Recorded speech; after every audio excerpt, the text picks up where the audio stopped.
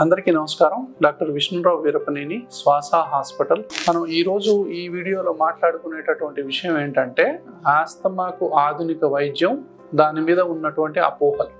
Allergy asthma పెట్టినంత బాధలు ఇంకే జబ్బు పెట్టదు. అలర్జీ ఆస్తమాతో బాధపడే వాళ్ళు బహుశా ప్రపంచంలో అన్ని జబ్బుల కంటే ఎక్కువ మంది ఉంటారు. ప్రతి ముగ్గురులో ఒకళ్ళకి ఏదో ఒక ఎలర్జీ ఉంటుంది. అది కళ్ళ ఎలర్జీ కావచ్చు, చర్మం ఎలర్జీ కావచ్చు, ముక్కు ఎలర్జీ కావచ్చు, కంటి ఎలర్జీ, తర్వాత లంగ్లో ఎలర్జీ అంటే ఆస్తమా, లేదా ఫుడ్ ఎలర్జీలు, ఇవన్నీ మనకు తెలుసు. డస్ట్ ఎలర్జీలు, రకరకాల ఎలర్జీలు. సో ఏదో ఒక ఎలర్జీ ప్రపంచంలో ప్రతి ముగ్గురులో ఒకళ్ళకు ఉంటుంది ఏదో ఒక ఎలర్జీ. సో ఈ ఎలర్జీల్లో చాలా వరకు అలర్జిక్ రైనైటిస్ నుంచి ఆస్తమా వరకు దారి తీసేటటువంటి అవకాశాలు ఉంటాయి. తర్వాత ఈ అలర్జీలకు ఇప్పుడు అత్యాధునికమైన వైద్యం అందుబాటులో ఉంది. ఇది పసిపిల్లల నుంచి మనం మాట్లాడుకున్నాం, పండు ముదుసల వరకు ఉంటుంది. అయితే అలర్జీకి చాలామంది ఇప్పటికి కూడా 100కి 90 మంది అత్యాధునిక శాస్త్రీయ వైద్యాన్ని అందుకోవట్లేదు. పిల్లల్లోనైతే ఈ శాతం ఇంకా తక్కువగా ఉంది. చిన్నపిల్లలు, పసిపిల్లల నుంచి మొదలు పెట్టుకుంటే ఎవరికైనా సరే ఇన్హేలర్ ట్రీట్మెంట్ అనేది చాలా ఉత్తమమైన విధానం ఈ రోజు వరకు. ఫ్యూచర్లో ఎంత మంచి వైద్యం అందుబాటులో వస్తుందో మనకు తెలియదు, కానీ ఇప్పటి వరకు ఉన్న అత్యుత్తమమైనటువంటి వైద్య విధానాల్లో ఇన్హలేషన్ థెరపీ అనేది నెంబర్ 1. అంటే పీల్చే గాలి ద్వారా మందుల్ని లోపలికి పంపటం, అది ముక్కులోకి కానీ లంగ్స్లోకి కానీ. ఇది అత్యాధునిక వైద్యం.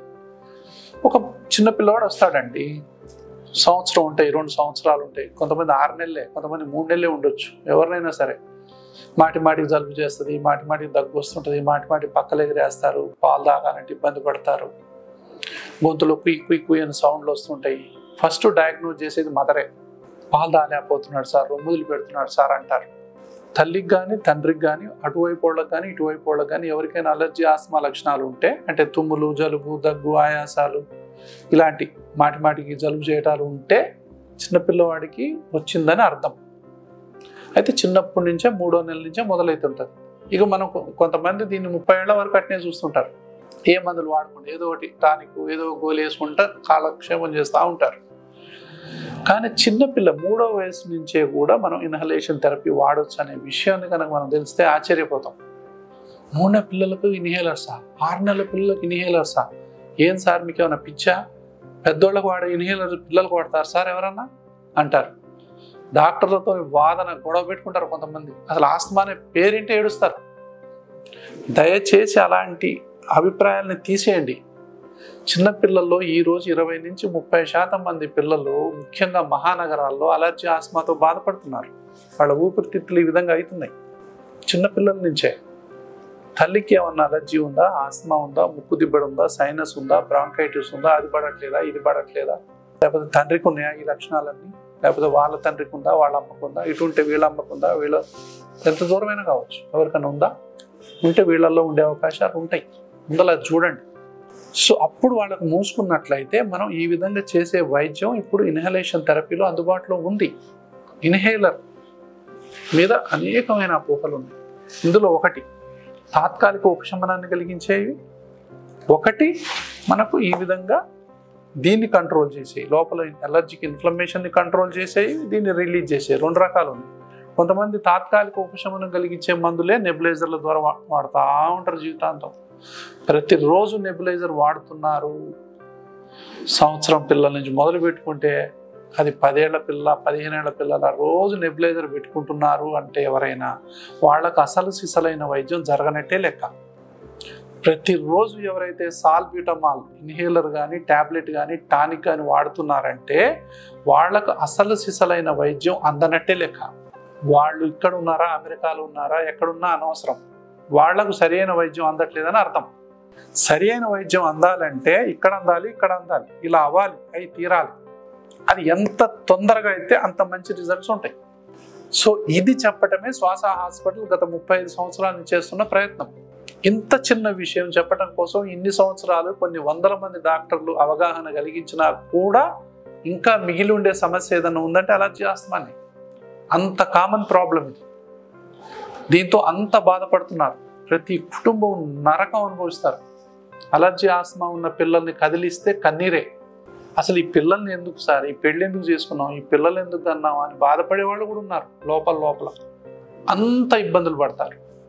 వాళ్ళకు ఒకళ్ళు జలుబు చెప్పగానే ఇంకోళ్ళకు జలుబు, ఇంకోళ్ళకు తగ్గగానే ఇంకోళ్ళకు తగ్గగానే ఇంకోళ్ళం, ఇట్లా ఇల్లు మొత్తం అశాంతి. సో వీళ్ళందరికీ నేను చెప్పేది ఏంటంటే, ముందు సరైన డాక్టర్ని సంప్రదించిన తర్వాత, సరైన వైద్య పరీక్షలు చేసిన తర్వాత, సరైన మందులు వాళ్ళకు ప్రిస్క్రైబ్ చేసిన తర్వాత, వాళ్ళ ఏజ్ని బట్టి, డిసీజ్ స్టేజ్ని బట్టి, వాళ్ళు వాడేటటువంటి కెపాసిటీని బట్టి, వాళ్ళ అవగాహనని బట్టి మనం మందులు సెలెక్ట్ చేసిన తర్వాత దయచేసి డాక్టర్తో సహకరించండి. సో మీరు కరెక్ట్గా వైద్యం తెలుసుకోండి. అపోహలు అనేవి ఆస్తమాలో ఉన్నంత ఇంకే జబ్బులో ఉండవు. చాలామంది యాంటీబయాటిక్స్ వాడుతూ ఉంటారు, వారం హాస్పిటల్కి పోతారు, అడ్మిట్ అవుతూ ఉంటారు, యాంటీబయాటిక్స్ వాడుతూ ఉంటారు. వారానికి ఒకసారి పోతాం సార్, 10 రోజులకు ఒకసారి అడ్మిట్ అవుతాం సార్. ఏంటి ప్రాబ్లం అంటే జలుబు, దగ్గు, ఆయాసం. ఒకసారి జలుబు మొదలైందంటే వాడికి తెలిసిపోద్ది, మదర్కి తెలిసిపోద్ది, వీడికి జలుబు మొదలైందా ఓకే, తర్వాత జలుబు, తర్వాత దగ్గు, తర్వాత పక్కలు ఎగిరేస్తాడు, తర్వాత జ్వరం వస్తుంది, తర్వాత హాస్పిటల్. ఇలా ఉండటానికి వీలు లేదు. హాస్పిటల్లో అడ్మిట్ అవ్వాల్సిన అవసరం ఉండటానికి వీలు లేదు. ఒకసారి వైద్యం చేసిన తర్వాత వాళ్ళు ప్రతి మాటికి చీటిమాటికి హాస్పిటల్ పోవడం అనేది బంద్ అవ్వాలి. అదే అసలు సిసలైన వైద్యం. శ్వాస హాస్పిటల్ మెయిన్ ఉద్దేశం ఏంటంటే అసలు హాస్పిటల్కే రాకుండా చేయటం. మీరు హాస్పిటల్కి ఎందుకు రావాలి అంటే మళ్ళీ డోస్ మార్చుకోవటానికో, మందులు అయిపోయినాయి కాబట్టి తీసుకోవటానికో రావాలి. మళ్ళీ ప్రాబ్లమ్స్తో రావద్దు. కొంతమంది అంటారు నాతో, సార్ మీరు అట్లా అన్నారు, మరి మాకేం సార్ ఊరికి వస్తుంది అంటారు. కానీ మనం ఏం చేస్తున్నామో కూడా చూడాలా. మనం మందులు కరెక్ట్ వాడుతున్నామా, మన ఇంట్లో పరిస్థితులు బాగున్నాయా, మీరు అగరబత్తులు అన్నీ పెడతానే ఉన్నారా, పర్ఫ్యూమ్స్ అన్నీ కొట్టుకుంటూనే ఉన్నారా, ఇంట్లో సిగరెట్లు పీలుస్తూనే ఉన్నారా, అన్ని ఎయిర్ ఫ్రెషనర్స్ వాడుతున్నారా, ఇంట్లో కుక్క పిల్లలు, పిల్లి పిల్లలు, పావురాలు అన్ని పంజరాల్లో పెట్టి ఉంటున్నాయా, సో ఇల్లంతా మీరు వాసన మయం చేసుకుంటున్నారా, ఇండోర్ పొల్యూషన్ ఉందా, ఏమున్నాయి ఇంట్లో అనేది కూడా చూడాలి. మనం ఇంటి చుట్టుపక్కలే ఉంది, మన ఇల్లు ఎక్కడ ఉంది, ఇవన్నీ కూడా మనం ఏం తింటున్నాం, పిల్లలకి ఏం పెడుతున్నాం, కూల్ డ్రింక్స్ తాగుతున్నారా, ఐస్ క్రీమ్ తింటున్నారా, ఇవన్నీ కూడా లెక్కలోకి వస్తాయి. కాబట్టి ట్రీట్మెంట్ అనేది పార్ట్నర్షిప్. డాక్టర్ ఎంతైతే రెస్పాన్సిబుల్లో పేషెంట్ తల్లిదండ్రులు కూడా అంతే రెస్పాన్సిబుల్. ఇద్దరి పార్ట్నర్షిప్లో రిజల్ట్ బాగా వస్తుంది. కాబట్టి ఇన్హేలర్ గురించి అపోహలు పెట్టుకోకండి. సరైన ఇన్హేలర్ వాడేటప్పుడు నేనేం చెప్తానంటే, ఒక ట్యాబ్లెట్ని 1000 ముక్కలు చేస్తే ఒక్క ముక్కతో ఒక్క పఫ్ తయారైంది. ఈ ఇన్హేలర్ మీరు ఎన్ని రోజులు ఒక ట్యాబ్లెట్ని 6 నెలలు వాడటంతో సమానం.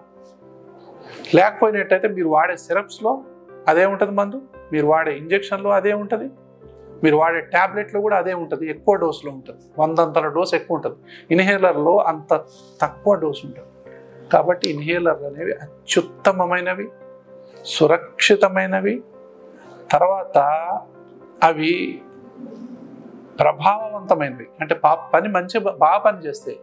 ఇప్పుడు ఒక చిన్న కురుపు ఇక్కడ అయింది, ఆయింట్మెంట్ ఇక్కడ పెడితే మారిపోయేదానికి వారం రోజులు యాంటీబయాటిక్ ఎంత తీసుకోవాలా? అలాగే ఊపిరితిత్తులకు లోకల్ ఒకే ఆర్గానిక్ పోతుంది. మనం ఒక ట్యాబ్లెట్ని 100 ముక్కలు చేసాం, ఒక్క ముక్క లంగ్స్ పంపిస్తున్నాం, ఇంకా 99 ముక్కలు తీసేసాం. ఒక్క ముక్కే లంగు, ఒక్క ముక్కే పోయింది. మనం ట్యాబ్లెట్ వేసుకుంటే ఈ 99 ముక్కలు కూడా పోతుంది బాడీలో. ఈ 99 ముక్కల్ని తీసేసినట్టే కదా. ఈ ఒక్క ముక్కతో ఒక్క పఫ్ ఇస్తున్నాం అని పీల్చుకుంటున్నాం. ఒక్క ముక్కే కదా మనం ఇచ్చింది, 99 ముక్కలను పక్కకు పడేసాం కదా. ఇదే ట్యాబ్లెట్, ఇంజెక్షన్, టానిక్ అయితే ఆ 99 కూడా పోతుంది. ఈ విషయాన్ని మనం అర్థం చేసుకోవాలి. అవునా సార్, అయితే మరి తక్కువే కదా సార్, మరి ఇయే కదా సార్ వాడాలి, మరి ఇవన్నీ చెప్పడానికి డాక్టర్లకు టైం ఉండకపోవచ్చు, బయట పేషెంట్లు ఉండవచ్చు, మీరు వినే మూడ్లో ఉండకపోవచ్చు. ఇన్హేలర్ అనగానే అప్పుడే మీరు ఒకలాంటి ఎమోషన్లోకి వెళ్ళిపోవచ్చు. దయచేసి ఇలాంటివి చేయకండి ఇప్పటి నుంచైనా. సో కొంతమందికి ఎన్నో రకాలైనటువంటి ఇవి ఉంటాయి. అందుకే నేను చాలామందికి ఏం చెప్తాను, దయచేసి నా వీడియోలు చూసి రండి, నాకు ఇక్కడ సగం మాట్లాడాల్సిన అవసరం తగ్గిపోద్ది అని చెప్తాను. కాబట్టి ఇవన్నీ మనం తెలుసుకోవాలి. సో ఇన్హేలర్స్ అనేవి అత్యుత్తమమే. అది పసిపిల్లలకైనా, స్కూల్ పిల్లలకైనా, యువకులకైనా, పెద్దలకైనా, చాలా ఏజ్ మళ్ళిన వాళ్ళకైనా, ఎవరికైనా సరే ఇన్హేలర్స్ అత్యుత్తమమైనవి. ఎవరైనా సరే రిలీవర్ ఇన్హేలర్స్ ప్రతిరోజు ఆస్తలినో, లివోలినో, లేకపోతే రకరకాలు ఉంటాయి, సాల్బిటమాల్, లివో సాల్బిటమాల్ ఉంటాయి, చదువుకోండి దాని మీద. ఆస్తలిన్ ఉందా అంటే సాల్బిటమాల్ ఉందా, లివో సాల్బిటమాల్ ఉందా, సాల్బిటమాల్, లీవోసాల్బిటమాల్ అనేటటువంటిది ఆ ఫార్ములా నేమ్ ఉంటుంది. కంపెనీ పేరు ఏదైనా ఉండొచ్చు. ఇది మాత్రమే వాడుతున్నట్లయితే మీరు తప్పు చేస్తున్నట్టే లెక్క. అది ఎవరైనా కానీ, ఏ దేశంలో ఉన్నా కానీ, అది ఏ డాక్టర్ అయినా కానీ, మీరు తప్పు చేస్తున్నట్టే లెక్క, తప్పుడు వైద్యం అందుతున్నట్టే లెక్క మీకు. కాబట్టి మనం ట్రీట్మెంట్ చేస్తే పిల్లలు నైట్ పూట చక్కగా నిద్రపోవాలా, హాస్పిటల్ పోవాల్సిన అవసరం ఉండకూడదు, ఎమర్జెన్సీ విజిట్స్ ఉండకూడదు, స్కూల్కి యాబ్సెంట్ ఉండకూడదు. సో మిగతా చిన్న చిన్న ప్రాబ్లమ్స్ అని తల్లిదండ్రులకు అసలు ఆ విషయమే గుర్తుండకూడదు. వాళ్ళ పనులు వాళ్ళు చేసుకోగలగాలి. లేకపోతే 24 గంటలు వీళ్ళ గురించి ఆలోచన వాళ్ళకి. సో తల్లిదండ్రులు ఏడుస్తుంటారు అసలు చాలామంది. కాబట్టి నా వీడియోలు చూసిన వాళ్ళు ఇక్కడికి వచ్చిన తర్వాత ఆనందపడి ఎందుకు ముందలు రాలేకపోయామా అని బాధపడేవాళ్ళు కొన్ని వందల మంది ఉంటారు. కాబట్టి హాస్పిటల్ అడ్మిషన్ ఒక నెలలో 3 సార్లు అడ్మిట్ అవుతాం సార్, ఒక సంవత్సరంలో 4-5 సార్లు అడ్మిట్ అవుతాం సార్, మేము సంపాదించిందంతా దీనికే సరిపోతుంది సార్ అంటారు. నేను ఒకటే చెప్తా, అలర్జీ ఆస్తమాకు కరెక్ట్గా వైద్యం జరిగితే హాస్పిటల్లో అడ్మిట్ అవ్వాల్సిన అవసరం ఉండకూడదు అనేదే సిద్ధాంతం. ఎందుకంటే అంత మంచి మందులు ఉన్నాయి. అది ఎవరు గొప్ప కాదు, మందుల గొప్పతనం. అంత మంచి మందులు ఉన్నాయి. అవి మనకు అందుతున్నాయా లేదా మనం చూడాలి. మనం ఆ మందులను పొందామా లేదా అనేది మీరు చూసుకోవాలి. సో ఆ మందులు మీరు పొందనట్లయితే ఇప్పటికైనా పొందండి. సరి అయిన డాక్టర్ని సంప్రదించండి. ఎంత తొందరగా సంప్రదిస్తే అంత మంచిది. సో మీరు సబ్స్క్రైబ్ చేసుకోండి, అవసరమైతే 10 మందికి పంపండి. సో వాళ్ళ బాధల్ని కూడా మీరు విముక్తి చేసిన వాళ్ళు అవుతారు. డాక్టర్ విష్ణురావు వీరపనేని, శ్వాస హాస్పిటల్, నారాయణగూడ మరియు Madhapur. Thank you so much. We'll be covering all topics which commonly affect patients on a day-to-day basis. For more this type of doctor advices or opinion or any other things, దయచేసి doctors advice channel like చేయండి, comment చేయండి, share చేయండి. Subscribe to this channel, Doctor's Advice. 10 మందికి ఉపయోగపడేలాగా చూడండి. Thank you so much.